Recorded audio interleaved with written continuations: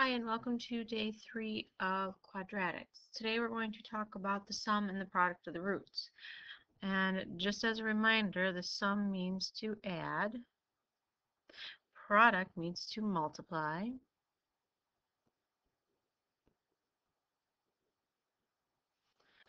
and the roots are our x values.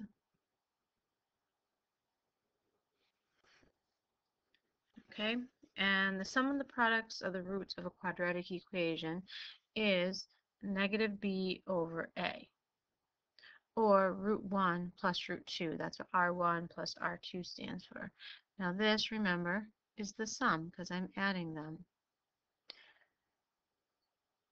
Negative b over a is the answer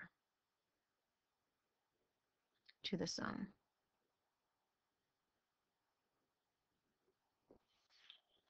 And that's going to be important later on when we're solving to help us differentiate what we're looking for. We have the product of the roots of a quadratic equation, and that is c over a, or R1 times R2. And remember, that's being multiplied, so that is the product.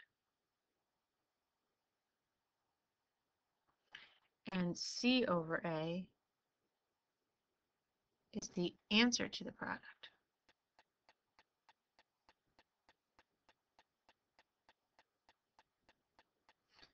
And that'll make more sense once I start doing some of these examples. So when I'm talking about negative b over a and c over a, I'm getting them from the same place we got them for the quadratic formula and for the discriminant. A is in front of x squared, b is in front of x, and c is all by itself. If you look at how the sum and the product fall into the equation, this here, in parentheses should be there, sorry. R1 plus R2 is the sum, and R1 times R2 is the product. So a quadratic equation is actually written in the form of x squared minus the sum times x plus the product equals 0. We're going to break this in half here. I'm going to add an extra problem. Find the sum and the product of the roots of x squared plus 6x equals 16. All of our equations have to be in standard form, which means get it equal to 0. So I'm going to move the 16 over. So x squared plus 6x minus 16 equals 0.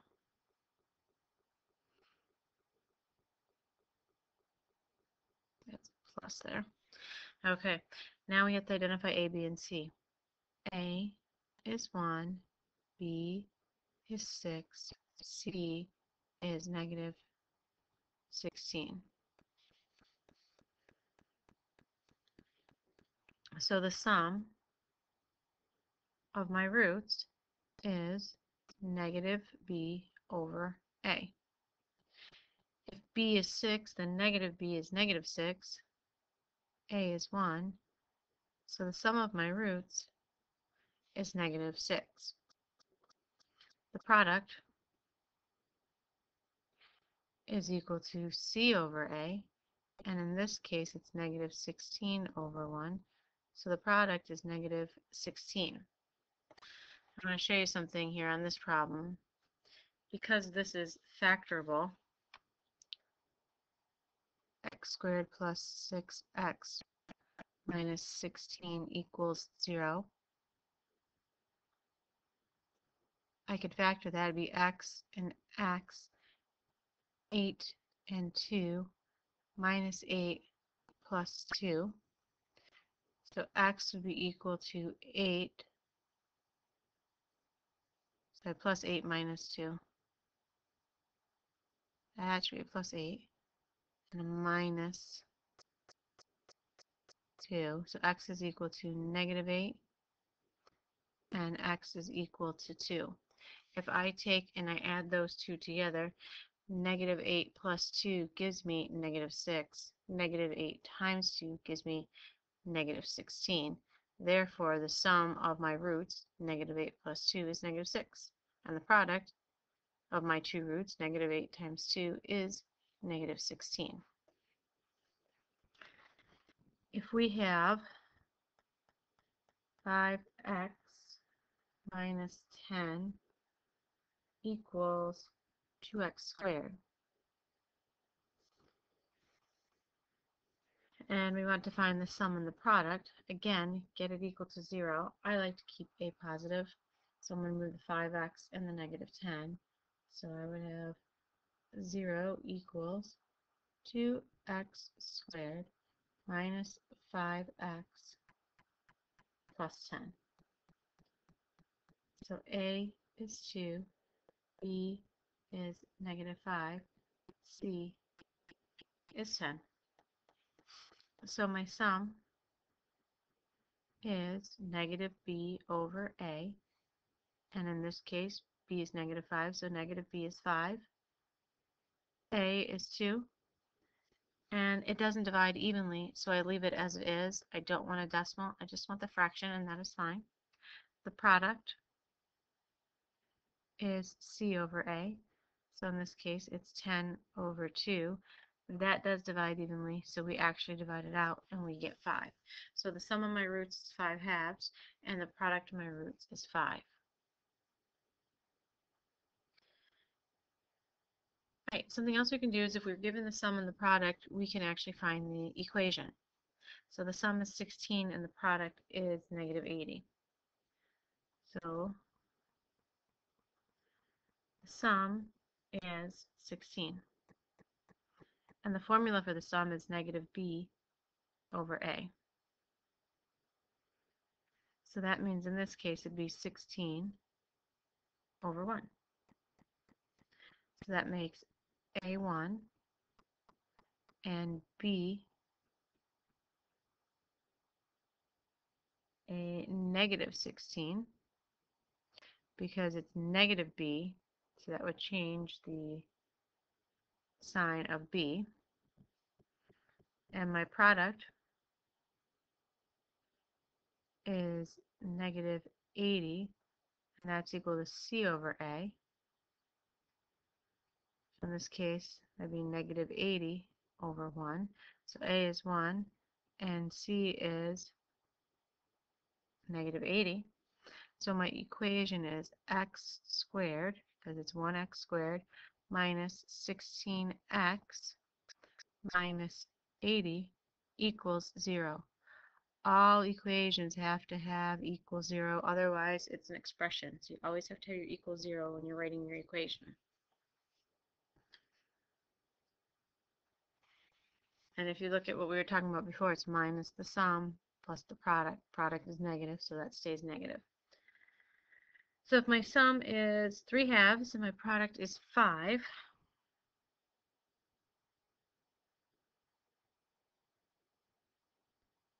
that's negative B over A. Oops, don't need that there, sorry. So that means that A is 2 and B is negative 3. And then the product, that is 5, and that's C over A.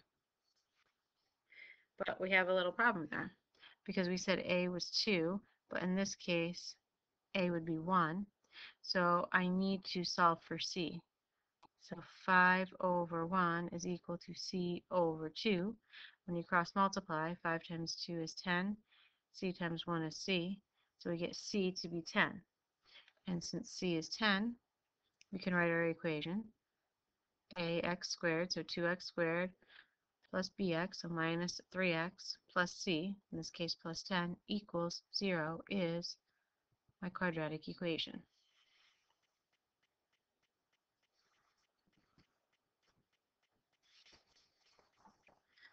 Alright, the next thing we can do with the sum of the product is, given the roots, find the equation. We have two methods here. I'm going to show you how to use both methods. Method 1 is easy when you have integers. So only use with integers.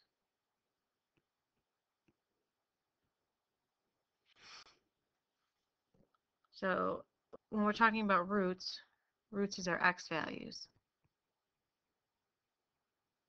Since those are our x values, that means that x equals -4 and x equals -6. We're going to go backwards. I'm giving you the x values. Now you need to find the equation. So get these equal to 0. So add 4 to both sides. So x plus 4 equals 0. And x plus 6 equals 0. Now this should look somewhat familiar to you. These two are my factors. So I would actually multiply them together. X plus 4 times x plus 6. And that equals 0. And then I just need to do FOIL. X squared plus 6x plus 4x plus 24 equals 0. So my equation is x squared plus 10x plus 24 equals 0. So if you have integers, you can actually do a backwards solving of an equation. Given the answers, find the equation. The second method works for any type of problem.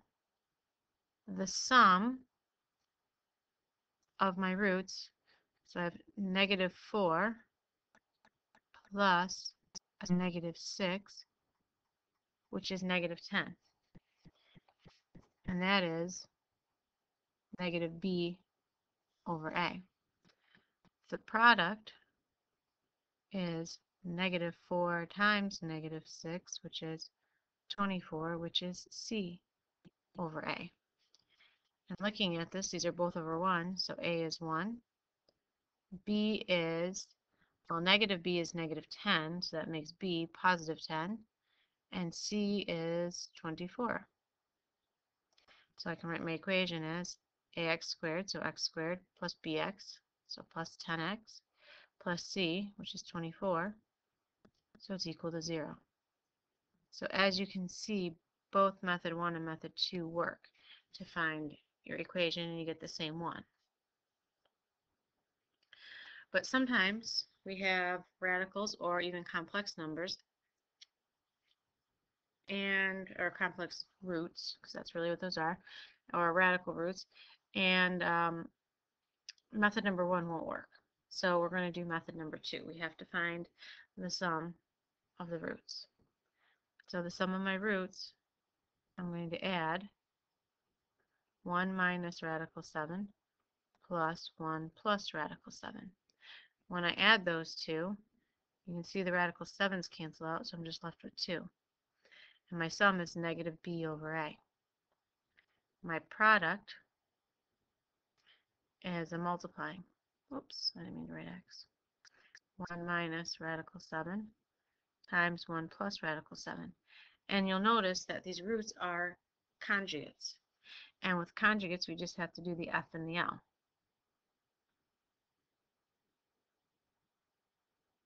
So 1 times 1 is 1. And then negative radical 7 times positive radical 7 is -7. So 1 minus 7 is -6, and that is c over a. So that means that for both integers, a is 1, b is -2, and c is -6. So it's x squared minus 2x minus 6 equals 0.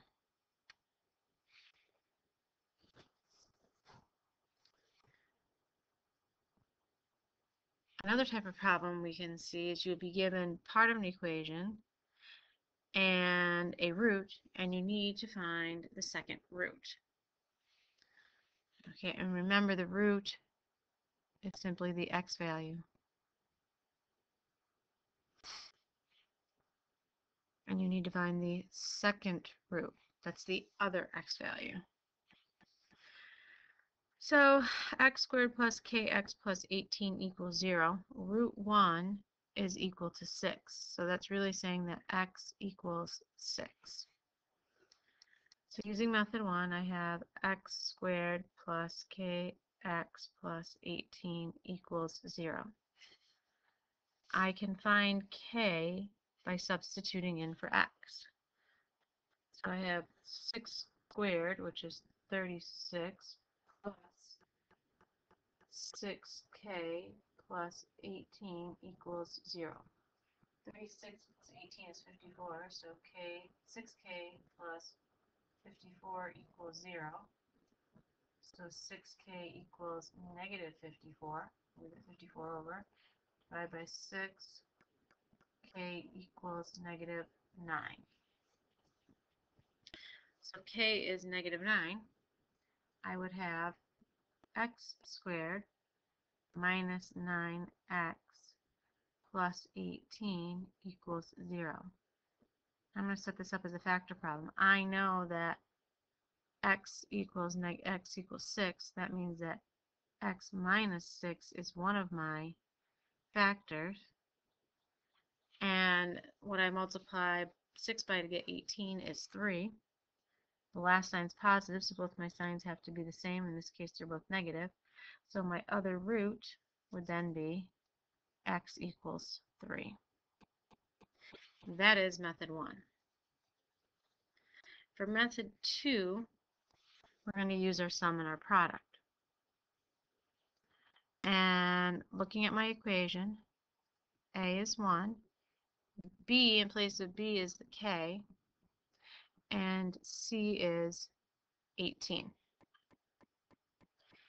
I have a value for a, I have a value for c. Since I have a value for a and a value for c, I'm going to use my product, because my product is c over a, and my sum is negative b over a, and I don't have a value for b. So in this case, it is 18 over 1, which is 18. I used the product. Product means root 1 times root 2, and in this case, it's equal to 18. We were told that root 1 was 6. So root 1, so it's 6 times root 2 equals 18, divided by 6. So that means that root 2 is equal to 3. Either way I look at it, I still get 3. For my next one, I'm going to use method 2. And in this case, a is 3, b is negative 1, and c is k. I'm given an a value and a b value, so I'm going to use the sum. So my sum is negative b over a. So if b is negative 1, negative b is 1, over a is 3. So sum means to add. So I'm going to take my root 1, plus my root 2. I'm going to add them together, and I'm going to get 3. Root 1 is negative 5/3. Plus root 2 is equal to 1/3. So to get root 2 alone, I'm going to add 5/3 to both sides.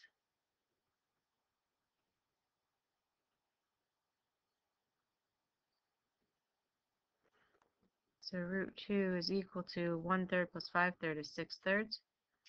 So root 2 is 2.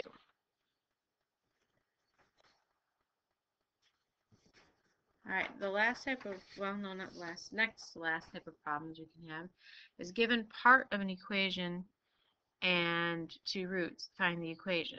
Now, if you notice there, I only have one root typed in for you. We have x squared minus 6x plus k equals 0 and 3 plus radical 7. Well, whenever you have a radical, it always comes as a conjugate pair. Anytime you have a complex root, it comes as a conjugate pair, okay? So I'm going to find the sum and the product of my roots. The sum, so it's 3 plus radical 7 plus 3 minus radical 7. And my radical 7's cancel out, so I just have 6, which is negative b over a. My product 3 plus radical 7 times 3 minus radical 7. Remember they're conjugates, so just do the first and the last. 9 minus 7 is 2, and that's C over A. So when we do this, A is 1, B is negative 6, which we already knew, and C is 2.